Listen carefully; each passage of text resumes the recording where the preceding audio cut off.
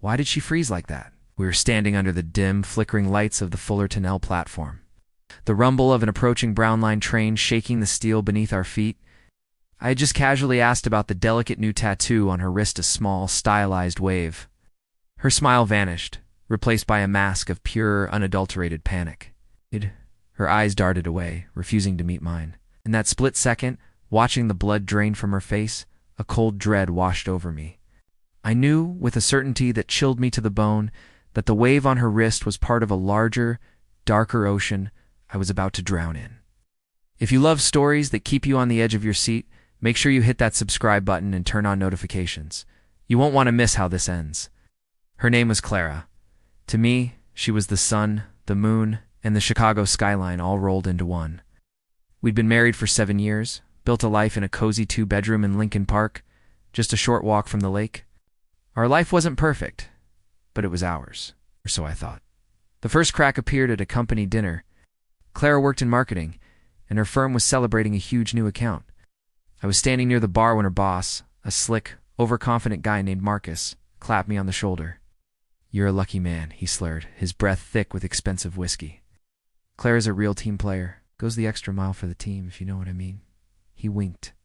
I laughed it off as a drunken, clumsy compliment, but the image of his hand lingering a little too long on Clara's back later that night burned into my memory. After that night, things started to feel off. Clara became more distant, glued to her phone at all hours.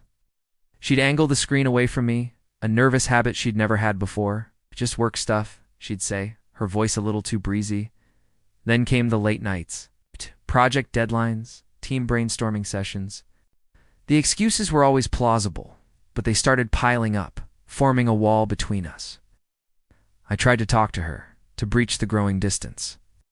One evening, I made her favorite dinner, pasta with pesto, from that little Italian deli on Clark Street. She barely touched it, just pushed the food around her plate, her thumb swiping endlessly on her phone under the table. When I asked what was wrong, she snapped. "Can't you see I'm stressed? You're suffocating me?" Her words were like a slap. I was trying to connect, and she called it suffocation. That night I slept on the couch, the silence in our apartment louder than any argument. The discovery was slow, a death by 1,000 cuts. It wasn't one single aha moment. It was a collection of tiny, jagged pieces. A credit card charge for a hotel bar in the West Loop on a night she was supposedly working late. The scent of a men's cologne I didn't own clinging to her coat. And then, the tattoo. It was after that night on the L platform. Her panic had been the final, undeniable clue. A few days later, while she was in the shower, I did something I'm not proud of. I went through her phone. It wasn't locked. She'd become that arrogant, that certain she was untouchable. And there it was. A whole universe of betrayal in glowing pixels. Texts, photos, everything. Marcus, the slick, smirking boss. They had a whole secret life. Trips I never knew about, inside jokes that excluded me, intimate photos that made my stomach turn, and then I saw it. Picture of his wrist, held up next to hers. It's the same stylized wave tattoo. The caption read, "Our permanent mark, always connected." That was the moment I broke. I didn't confront her. I couldn't. I sat on our living room floor, her phone in my hand, and just shattered. The man who loved his wife, who trusted her completely, died right there. In his place, something cold and sharp began to form. The grief was a physical thing, a crushing weight in my chest. But underneath it, a quiet, methodical anger started to burn. They felt untouchable. They thought I was a fool. Fine, I would let them think that.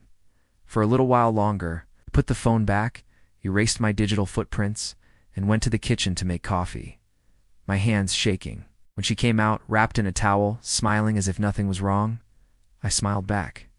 It was the hardest thing I'd ever done. My breakdown was silent and private. My grief turned into fuel.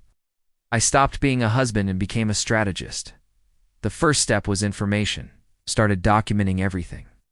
I used recovery software to pull deleted texts from her phone's backup on our shared computer. I took screenshots, saved photos, and logged every date, time, and location mentioned. I created a timeline of their affair, cross-referencing it with her work schedule and our credit card statements. The evidence was overwhelming. a meticulous account of her deception. Then, I went for the legal angle. I met with the sharpest divorce attorney in Chicago, a woman known for being a shark. I laid out the binder of evidence on her polished mahogany desk. She flipped through it, her expression turning from professional curiosity to a grim smile. "Mr. Miller," she said, "this is not just a divorce. This is a demolition. We found out Clara had been using her corporate card for their getaways and expensive dinners.